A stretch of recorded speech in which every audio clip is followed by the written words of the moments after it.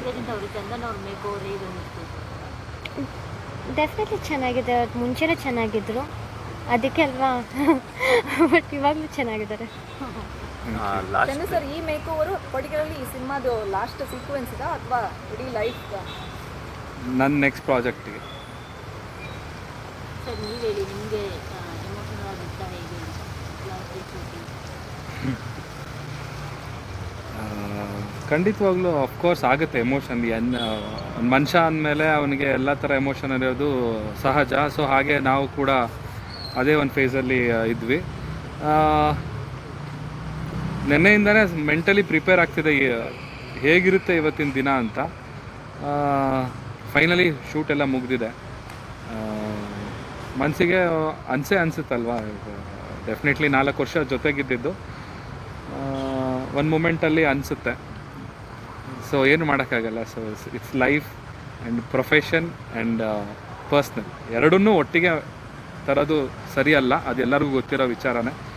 So professional ಆಗಿ ಬಂದು ಇವತ್ತು ಏನು ಡೈರೆಕ್ಟರ್ ಹೇಳಿದರು ಆ ಸೀನ್ನ ನಾನು ಮಾಡಿ ಮುಗಿಸಿದೆ. ಸಾಂಗ್ಗಳು ಎಷ್ಟಿದ್ದಾವೆ? ಕಂಪೋಸ್ ಮಾಡಿದ್ದೀರಾ ನೀವು? ಇಲ್ಲ, ಈ ಸಿನಿಮಾಗೆ ನಾನೇನು ಮ್ಯೂಸಿಕ್ ವರ್ಕ್ ಮಾಡಿದ್ದೆ. ಸರ್ ಸಾಂಗ್ ಎಷ್ಟಿದೆ? 3 ಇದೆ ಸರ್, ಹೇಳಿದ್ನ 3 ಇದೆ. ಶೂಟಿಂಗ್ ಬೇರೆ ಕಡೆ ಹೋಗಿದ್ದೀರಾ ಸಾಂಗಿಗೆ? ಇಲ್ಲ ಸರ್, ಎಲ್ಲ ಬೆಂಗಳೂರೇ. ಇನ್ನೇನಾದ್ರು ಕ್ವಶನ್ಸ್ ಇದೆಯಾ?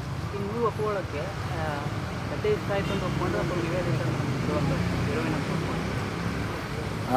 ಹೇಳಬೇಕಂದ್ರೆ ಈ ಸಿನಿಮಾದಲ್ಲಿ ನಿವೇದಿತಾ ಅವರು ಲೀಡ್ ಆ್ಯಕ್ಟ್ರೆಸ್. ಅವ್ರದ್ದು ಪಾತ್ರ ಜಾಸ್ತಿ ಇದೆ ಸಿನಿಮಾದಲ್ಲಿ.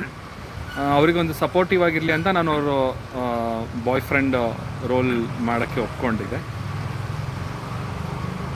ಮೂವಿ ಸ್ಟೋರಿ ಆ್ಯಕ್ಚುಲಿ ತುಂಬಾ ಚೆನ್ನಾಗಿದೆ.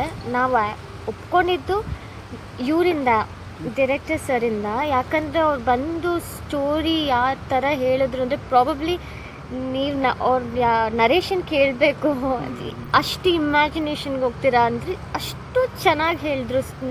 ನಾನು ಯಾವತ್ತೂ ಯಾರು ಅಷ್ಟು ಚೆನ್ನಾಗಿ ಸ್ಟೋರಿ ನನಗೆ ನರೇಟ್ ಮಾಡಿದ್ದನ್ನ ನಾನು ಕೇಳೇ ಇರಲಿಲ್ಲ. ಸೊ ಅದರಿಂದ ನಾನು ಒಪ್ಕೊಂಡೆ. ಆ್ಯಂಡ್ ಇವನ್ ಚಂದನ್ ಕೂಡ ಆವಾಗ ಸ್ಟೋರಿ ಕೇಳಿದ ತಕ್ಷಣ ಅವರು ಮನೆಗೆ ಹೋದ್ಮೇಲೆ ತುಂಬ ಚೆನ್ನಾಗಿದೆ ಅಲ್ಲ ಸ್ಟೋರಿ, ನಾನು ಇಮ್ಯಾಜಿನ್ ಮಾಡಿಕೊಂಡೆ ಅಂತೆಲ್ಲ ಹಂಗೆ ಡಿಸ್ಕಸ್ ಮಾಡ್ತಿರ್ಬೇಕಾದ್ರೆ ನಮ್ಮಿಬ್ರಿಗೂ ಅನಿಸ್ತು, ಓಕೆ ಮೂವಿ ತುಂಬಾ ಸ್ಟೋರಿ ಚೆನ್ನಾಗಿದೆ, ಮಾಡಿದ್ರೆ ಚೆನ್ನಾಗಿರುತ್ತೆ ಅಂತ. ಲಾಸ್ಟ್ ಟೈಮ್ ಇಬ್ಬರು ಇದೇ ಶೂಟಿಂಗ್ ಸೆಟ್ಟಲ್ಲೇ ನಾಗರಬಾವಿ ಹತ್ರ ಇಬ್ಬರು ನಿಮ್ಮ ಇಬ್ಬರ ಆ್ಯನಿವರ್ಸರಿಯನ್ನು ಸೆಲೆಬ್ರೇಟ್ ಮಾಡ್ಕೊಂಡಿದ್ವಿ. ಎಸ್. ಸೊ ಆ ನೆನಪುಗಳೇನಾದರೂ ನೆನಪಾಯಿತು?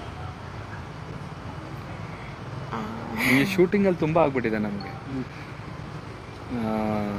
ಸಾಕಷ್ಟು ಎಮೋಷನ್ಸ್ಗಳು ಇದೆ.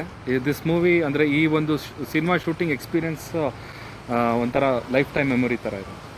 ಅಂದರೆ ಇವತ್ತು ಕೊನೆ ಸೀಕ್ವೆನ್ಸ್ ಕೂಡ ಇದೇನೋ ಅನಿಸ್ಬೋದು, ಏನೋ ಪಬ್ಲಿಸಿಟಿ ಸ್ಟಂಟ್ಗೋಸ್ಕರ ಈ ಸೀನ್ ಇಟ್ಬಿಟ್ಟು ಏನೋ ಮಾಡಿದ್ದಾರೆ ಅಂತ ಅನಿಸ್ಬೋದು. ಬಟ್ ಹಂಗಿಲ್ಲ.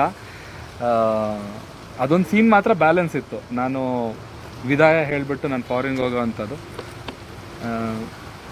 ಎಸ್, ಅಷ್ಟೇ. ಅದ್ರ ಮೇಲೆ ಜಾಸ್ತಿ ಹೇಳೋದು ಗೊತ್ತಾಗ್ತದೆ.